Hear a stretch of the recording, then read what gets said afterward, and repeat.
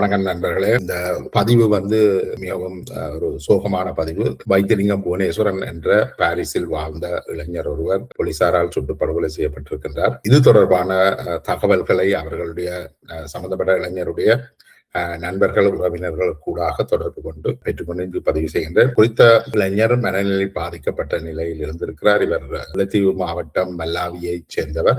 அவர் பாரிஸில் திருமணமாகி 2 குழந்தைகளும் இருக்கிறார். அவருடைய மனநிலை பாதிப்பு போன்ற காரணங்களால் அவர்கள் ஏற்கனவே சில ஆண்டுகளுக்கு முன்னரே விவாகரத்து ஆகியிருந்தார். ஆனபடியால் அவர் தனியாக குறிப்பிட்ட அந்த வீட்டில பொபினி பகுதியில தொடர்மாடி வீட்டில இருந்திருக்கிறார். ஒரு சில நாட்களாக அவருடைய தொடர்பு இல்லை என்றதால அவருடைய சகோதரர் மற்றும் நண்பர்கள் நேரடியாக அவரை வீட்டுக்கு போய் அவற்றை கதவை தட்டி இருக்கிறார். நீண்ட நேரம் எழுப்பையில அதுக்கு பிறகு அவர் எழுப்பி கதவை திறந்திருக்கிறார். கதவை திறந்த பிறகு அவருக்கு மனநிலை குழம்பியதால அவர்கள் ஒரு டைப் ஆஃப் ஹிஸ்டீரியா, சிசிப்ரீனியா உள்ளவர்கள் உரையாடுவது போன்ற உரையாடலை செய்திருக்கின்றார்கள். அதுக்கு பிறகு என்ன நடந்ததுன்னா, உரையாடல்கள்ல இவர்கள் கொஞ்சம் கவனம் எடுக்கிற அளவுக்கு அந்த உரையாடல்கள் இருந்திருக்கிறார். சாதாரண உரையாடல்கள் இருக்கையில அந்த நேரம் அவர் கோவப்பட்டு சத்தம் போட்டு தொடர்மாடியில இருந்த எதிர் வீட்டு குடும்பத்தை சேர்ந்த ஒரு சிறுவனையும் கத்தியால் குத்தி இருக்கின்றார். குத்தி அந்த சிறுவன் ஏற்கனவே மருத்துவமனைக்கு அழைத்து செல்லப்பட்டுவிட்டார். அந்த சம்பவம் நடந்து மதியத்துக்குள்ளாக இது நடந்து முடிஞ்சது இவ்வளவும். அதுக்கு பிறகு இந்த சம்பவம் தொடர்பில் விசாரணை செய்வதற்காக போலீசார் வரவழைக்கப்பட்டிருக்கிறார். போலீசார் வரவழைக்கப்பட்ட அந்த வேளையில அவருடைய சகோதரரும் கீழே இருந்திருக்கிறார். தொடர்மாடியின் கீழ் பகுதியில் இருந்திருக்கிறார். அவருடைய சகோதரன் நண்பரும் அவர்கள் போலீசாரை அழைத்து வருகின்றனர். மேல் மாடிக்கு சகோதரனுடைய புவனேஸ்வரனுடைய வீட்டுக்கு அழைத்து வரைக்குள்ள அந்த லிப்ட்ல போலீசாரும் சகோதரனுடைய நண்பரும் இருந்திருக்கிறார். அந்த 6ஆம் மாடிக்கு வந்த பொழுது புவனேஸ்வரன் அதுல லிப்ட் அமர்த்திட்டு நின்றிருக்கிறார்கள். அடைக்கு அவர் நின்று இருக்கின்ற பொழுது அவர்கள் அந்த கத்தியையும் வச்சிருந்திருக்கிறார். கிட்டத்தட்ட ஒரு அடிக்கு குறைவான வீட்டுல கோழி வெட்டுகின்ற ஒரு கத்தியையும் வச்சுக்கொண்டுதான் நின்றிருக்கிறார். அந்த கத்தியால தான் அவர் ஏற்கனவே மற்றவரை குத்தினாரான்னு தெரியல. கொண்டு நிற்கும் பொழுது சகோதரனுடைய நண்பர் சொல்லிக்கிறார், கத்திய போடுறா, சத்தம் போடாது என்று எல்லாம் சொல்ல அவர் கேட்கல. அதே நேரம் போலீசாரம் இவரை நண்பரை உள்ளுக்கு எடுத்துட்டு கத்திய வச்சிருந்த இடத்துல அவர்கள் கிட்டத்தட்ட ஒரு 3 அடி தூரத்துல தான் இருந்திருக்கு. அவர்கள் துப்பாக்கி பிரயோகம் செய்திருக்கிறார்கள். அது நெஞ்சில தான் அந்த துப்பாக்கி கொண்டு பாய்ந்து அவருடைய மரணம் சம்பவித்திருக்கின்றது. இவர் முன்னாள் சாவை தலைவிய போராளி சார்சனி படையினை சேர்ந்த கோபிநாத்தினுடைய சகோதரர் என அறியப்படுகின்றார். இவரும் இதுல போராட்டத்தில் ஈடுபட்டதாக சொல்லப்படுகிறது. இந்த முல்லைத்தீவு மல்லாவியை சேர்ந்த இந்த வைத்திலிங்கம் புவனேந்திரனுடைய இந்த மரணம் தொடர்பில் போலீசார் அதீத பலத்தை பயன்படுத்திட்டார்கள் அல்லது அந்த நிலைமையை அவர்கள் சரியாக புரிந்து கொள்ளவில்லை என்ற குற்றச்சாட்டுகள் பரவலாக எழுப்பப்படுகிறது. உண்மையிலேயே ஒருவர் மீது துப்பாக்கி பிரயோகம், அது குறிப்பாக நெஞ்சில துப்பாக்கி பிரயோகம் செய்கின்ற பொழுது அவர் குறிப்பிடத்தக்க ஆபத்தை ஏற்படுத்தக்கூடியவர் என்ற காரணங்களை போலீசார் கண்டுகொண்டிருக்க வேண்டும். ஆனால் இந்த குறிப்பிட்ட சம்பவத்துல அதற்கான காரணங்கள் எதுவும் இருப்பதாக தெரியவில்லை. என்னால் ஏற்கனவே இந்த சம்பவம் கத்தியால குத்தின சம்பவம் ஏற்கனவே போலீசாருக்கு அறிவிக்கப்பட்டிருந்தது. சம்பந்தப்பட்ட நபர் ஏற்கனவே போலீசாருக்கு அறியப்பட்டும் இருக்கிறார் என்றால் அவர் மனநிலை பாதிக்கப்பட்டவர் என்றால் இவர் தொடர்பான குற்றச்சாட்டுகள் சிலது போயிருக்கு. உயிராபத்தை விளைவிக்கக்கூடிய நபர் இல்லை என்றதும் அவர் மனநிலை பாதிக்கப்பட்டவர் என்பதையும் போலீசார் அங்க வரும் பொழுதே அறிந்திருக்க வேண்டும். ஆனால் அவர்கள் ஏன் அப்படி வந்திருந்த பொழுதும் அவரை லைஃப் புல்லட்டால் சுட்டார்கள் என்றது ஒரு கேள்வி. ஏன்னா இவர்கள் விசாரணைக்காகத்தான் வந்தவர்கள். தாக்குதலை நடத்தி கொண்டிருக்கிறார், அதை கட்டுப்படுத்தணும் என்ற எண்ணத்துல வரையில அவர் ரிலாக்ஸாக தான் வந்தவர். ஆனபடியால் இவ்வாறான ஒரு சம்பவம் பிரித்தானியாவில் இடம்பெற்றிருந்தால் நினைக்கல போலீசார் அவ்வாறான ஒரு துப்பாக்கி பிரயோகத்தை செய்திருக்க இயலுமன். அப்படி செய்திருந்தால் அது கடுமையான விசாரணைகளுக்கு உட்படுத்தப்படும். என்றால் பிரித்தானியாவில் சாதாரணமாக போலீசார் துப்பாக்கிகளோடு ரோந்து செல்வது இல்லை. அவ்வாறு துப்பாக்கி படைப்பிரிவினர் ஒரு ஸ்பெஷல் போர்ஸாகத்தான் இருக்கின்றார்கள். அவர்கள் குறிப்பிட்ட தேவைக்கு அழைக்கப்படுகிறார்கள். அப்படியே அழைக்கப்படுபவர்கள் துப்பாக்கி பிரயோகம் செய்கின்ற பொழுது தங்களுடைய தற்காப்புக்காக துப்பாக்கி பிரயோகம் செய்கின்ற பொழுது கூட அவர்கள் மிக முக்கியமான ஒழுங்குகளை கடைபிடிக்க வேண்டும் என்ற கட்டுப்பாடுகள் இருக்கின்றது. பாரிஸில் மற்றது இப்ப துப்பாக்கி பிரயோகத்துக்கு பதிலாக லேச கண்ணை பாவிச்சிருக்கலாம் அல்லது ரப்பர் புல்லட்டை பாவிச்சிருக்கலாம்.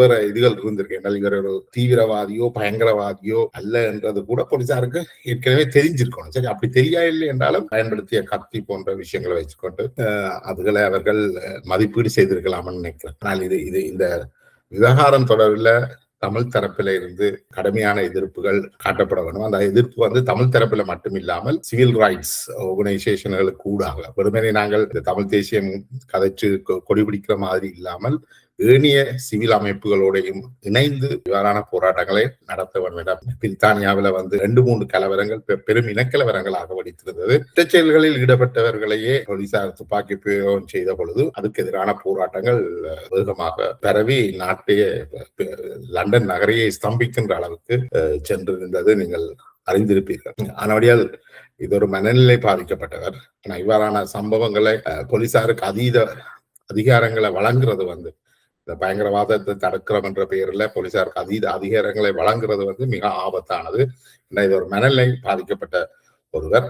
அடுத்தது எங்கட சமூகம் பார்க்க வேண்டிய இன்னொரு முக்கியமான விஷயம், இவ்வாறான இந்த புவனேந்திரன், வைத்திலிங்கம் போன்ற பல இளைஞர்கள், யுவதிகள் மனநிலை பாதிப்புக்குள்ளாகி பல்வேறு சிக்கல்களையும் எதிர்நோக்கின்றார்கள். நினைக்கிறேன் மருத்துவ கலாநிதி தியாகராஜா அவர்கள் மனக்கோளாறுகள் என்று சொல்லி ஒரு நூலை வெளியிட்டிருந்தார். அதுல பல்வேறு மனக்கோளாறுகள் பற்றின ஒரு விளக்கங்களை அந்த நூல் அளிக்கக்கூடியதாக தமிழ்ல இருந்தது. தமிழ் சமூகத்துல குறிப்பாக புலம்பெயர் தமிழ் சமூகத்துல இவ்வாறானவர்களின் எண்ணிக்கை நாளுக்கு நாள் அதிகரித்து வருகின்றது. அத்தோடு இவ்வாறான மனக்குழப்பங்களுக்கு உள்ளாகிறவர்கள் குடி, மதுபானம் மற்றும் போதைப்பொருள் போன்றவற்றுக்கும் அடிமையாகி இருக்கின்றனர்.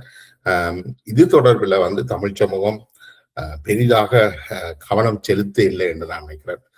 தமிழ் சமூகம் வெறுமனே தமிழ் தேசிய அலைக்குள்ளேயே புதைந்து போய் தன்னைத்தானே அளிக்கின்ற பல்வேறு விஷயங்களையும் கவனத்தில் கொள்ளாமல் தொடர்ந்து இருந்து வருகின்றது. இது ஒரு மிக முக்கியமான சமூக பிரச்சனை. அண்மையில இந்த புவனேஸ்வரன் வைத்திலிங்கத்தினுடைய சகோதரர் கடந்த வாரம் கூட சுவிஸுக்கு ஒரு தற்கொலை மரண நிகழ்வில கலந்து கொண்டுதான் திரும்பி இருந்தார். அவரும் சுவிஸ் நாட்டுல தற்கொலை செய்து கொண்டிருந்தார். அவரும் மனக்குழப்பத்துக்கும் உள்ளாகி இருந்ததாக தெரிகிறது. மதுபானத்துக்கும் அடிமையாக இருந்தார். அதே போல சுவிஸில் ஒருவர் சில ஆண்டுகளுக்கு முதல் மனைவியோடு ஏற்பட்ட தகராற்றில கத்தியை எடுத்தவர் போலீசாரையும் தாக்க முற்பட்டு அவரும் சூடு வாங்கி மரணத்தை தழுவி இருந்தார். அதோட இந்த மனப்பிறழ்வு, மன உளைச்சல் போன்ற காரணங்களால புலம்பெயர்ந்த நாடுகள்ல இலங்கை தமிழ் குடும்பங்கள் 10 தாய்மார், 1-2 தந்தைமார் தங்களுடைய குழந்தைகளையும் கொலை செய்து தாங்களே அழித்துக் கொண்ட சம்பவங்கள் இடம்பெற்றிருக்கின்றது. பிரித்தானியாவிலேயே 3-4 சம்பவங்கள் அவ்வாறு இடம்பெற்றது. கனடாவில் இடம்பெற்றிருக்கிறது. ஆஸ்திரேலியாவில் இடம்பெற்றது. ஒட்டுமொத்தமாக ஒரு 15 ஆண்டுகள்ல 10 முதல் 15 பேர் வரை இவ்வாறு தாய்மார் அல்லது தந்தைமார் தங்களுடைய பிள்ளைகளை கொலை செய்து தாங்களும் தற்கொலை செய்து தங்களை அழித்த சம்பவங்கள் நடந்திருக்கின்றது. அதில் ஒரு சில தாய்மார் 1-2 இடத்துல தாய்மார் தப்பித்துக் கொண்டார்கள். அவர்கள் வாழ்க்கை முழுக்க மிக மோசமான மரண வலியோடு தான் அவர்கள் மரணத்தை தழுவுவார்கள் என்றது நானும் உங்களுக்கு சொல்ல வேண்டியதில்லை. அதனுடைய இந்த உளவியல் பாதிப்பு தொடர்பில் தமிழ் சமூகம் தங்களை கல்வி ஊட்ட வேண்டும். அவ்வாறு தங்களுக்கு இருக்கிற பிரச்சனைகளை தகுந்த உளவியலாளரோட கதைச்சு அதுக்கான தீர்வுகளை காண்பதற்கான வழிகளை அவர்கள் தேட வேண்டும். இங்க இருக்கிற மிக பெரிய பிரச்சனை என்னென்றால், இவ்வாறான பாதிப்புகளை சந்திப்பவர்கள் தொடர்ச்சியாக தாங்கள் பைத்தியங்கள் அல்ல, தங்களுக்கு மூளை சோமில்லாமல் போகல போன்ற விஷயங்களை தான் சொல்லுவாங்க. உண்மையிலேயே இது மன கோளாறுகள் என்றது ஒரு வானவில் மாதிரி. அது சில பேருக்கு நாங்கள் எல்லாருமே ஏதோ ஒரு வகையில மனநிலை பாதிக்கப்பட்டிருக்கிறோம். ஆனா எங்களுடைய பொதுவாக ஓரளவு தெளிவாக பேசுபவர்களுக்கு குறைந்த அளவுல தான் அந்த பாதிப்பு இருக்குது. வெவ்வேறு டிகிரியில இருக்கின்ற பொழுது அந்த பாதிப்பு கூடுதலாக இருக்கு. அதனுடைய ஆரம்ப கட்டத்திலேயே இதுகளை அடையாளம் கண்டு நாங்கள் தீர்வுகளை பெற்றுக்கொள்ளாவிட்டால் இவ்வாறான விபரீதமான சம்பவங்களுக்கு ஆளாக வேண்டி வரும். ஆனால் இந்த இடத்துல இவருடைய வைத்திலிங்கம் புவனேஸ்வரனுடைய மரணம் முற்றாக தடுக்கப்பட்டிருக்கக்கூடிய மரணம். அவர் மேலேயே வைத்தியசாலையில் அனுமதிக்கப்பட்டிருக்க வேண்டுமே ஒழிய இந்த உலகத்தையே விட்டு அவரை கொலை செய்து அனுப்ப வேண்டிய அவசியம் போலீசாருக்கு இருந்திருக்கவில்லை. பாரிஸ் போலீசார் மீது பல்வேறு குற்றச்சாட்டுகள் இருக்கிறது. போலீசார் இந்த சிறுபான்மை சமூகங்கள் மத்தியில் நடக்கக்கூடிய இந்த கொலைகள் மற்றும் கிரிமினல் செயல்கள் தொடர்பில் அவர்கள் பாரிய விசாரணைகளை நடத்துவதில்லை. மாறாக அவற்றை கிடப்பிலேயே போட்டு விடுவார்கள். அதாவது நீங்களே அடிபட்டு நீங்களே தீர்த்துக் கொள்ளுங்கள், நீங்களே குத்துப்பட்டு நீங்களே செத்து துளையுங்கள் என்ற அளவில் தான் அவர்களுடைய செயல்பாடுகள் இருக்கு. பிரித்தானியா லண்டனை பொறுத்தவரை இது மிக முற்றிலும் மாறுபாடான சம்பவம். லண்டன்ல பெரும்பாலும் அத்தனை குற்றச் செயல்களுக்கும் ஓரளவுக்கு தீர்வு காணப்பட்டிருக்குன்னு தான் சொல்லலாம். குறிப்பாக அத்தனை கொலைகளும் தீர்வு விசாரிக்கப்பட்டு குற்றவாளிகள் தண்டிக்கப்பட்டிருக்கிறாங்க. ஆனா பாரிஸ்ல எந்த தண்டனை பெரும்பாலான தண்டனைகள் தீர்க்கப்படும். எந்த ஒரு தமிழ் படுகொலையும் அங்கு தீர்வு காணப்பட்டதாக தெரியல. அப்படியால் இது ஒரு சிவில் உரிமைகள் சம்பந்தப்பட்ட விஷயம். இதுல தமிழ் மக்கள் ஏனைய சமூகங்களோட சேர்ந்து பாரிஸ் போலீசாருக்கு எதிரான ஒரு கடுமையான நடவடிக்கையை எடுக்கிறது மிக முக்கியம் என்று நான் நினைக்கிறேன்.